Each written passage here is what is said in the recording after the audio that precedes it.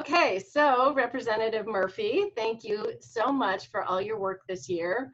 The Transportation Alliance is very pleased to present to you our Legislator Advocate Award, which we give to legislators who have gone out of their way to support transportation during the legislative session. And we really appreciate all the work and support for transportation in this year's bonding bill.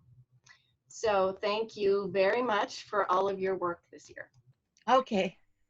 Well, thank you, Margaret Donahue, for your service to the state of Minnesota and your service to the Alliance, Transportation Alliance, all these years too, because we are familiar with each other because we meet about once a year for sure, or once every biennium at both in St. Paul and up here in the Northland. And your work is a very dedicated service with the varied groups of people that you have to work with and that you get to work with. And transportation is what connects people, the people in the state of Minnesota. And when the governor was elected and brought forth One Minnesota, and then I was appointed to the chair of the House Bonding Committee, I didn't really realize what that meant, although I had served on the bonding committee in the 90s and early 2000s. I didn't understand the real connectedness that we need to bring people together across the state. And there's not one kind of transportation service that meets everybody's needs, but there are many.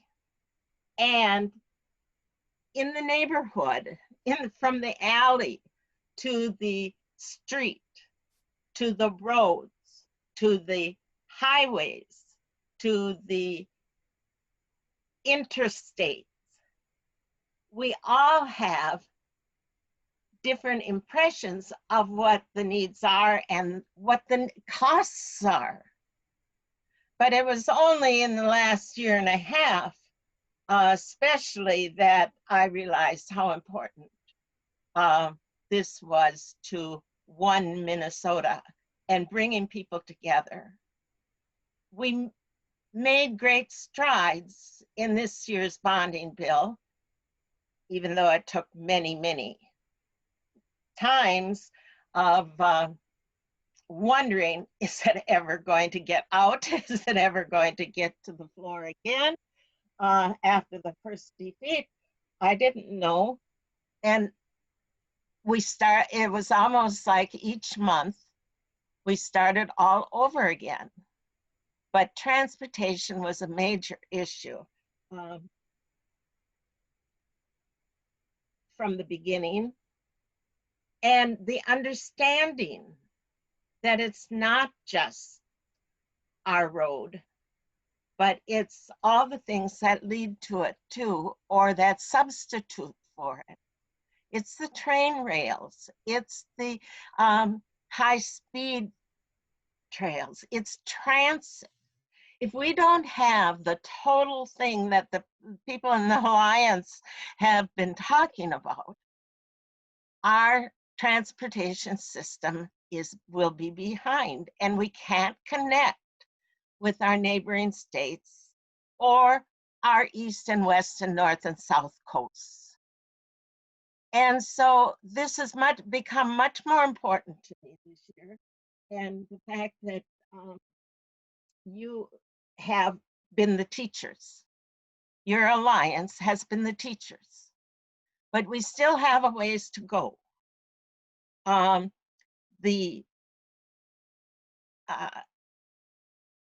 We need sustainable funding for each of our services, for the airports, for the ports, for the highways, for the roads and the bridges And the dams, now the dams just started coming in in the last month and a half. I mean, they didn't start coming in, they were there.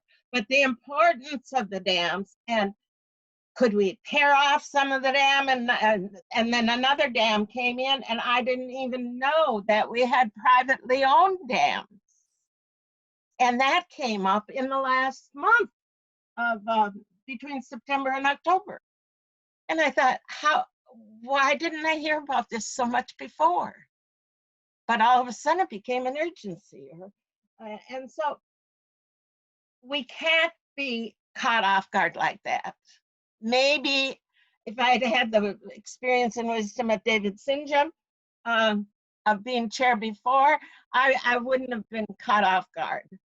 But I was, but I won't be next year in 2021. And for any of the issues that the members of the Alliance think as #1 priority, I will listen. But we've got to have a priority list that we can have sustainable funding for, and work together toward our common goals and know what's realistic. And so with those points that I just made very broadly, I accept the advocacy award that you have honored me with today, and I will display it proudly in my office in St. Paul. And if I ever get to go down there again, I will bring it there and it will be displayed. And I welcome you and your members to stop by and see that it's there. Thank you so much for your approval, and thank you so much for your help in talking to local constituencies about the importance of passing the bill. It will make a difference, and it's not going to be just a difference for 2021 and 2022, but it goes into the 2030s. Thank you so much.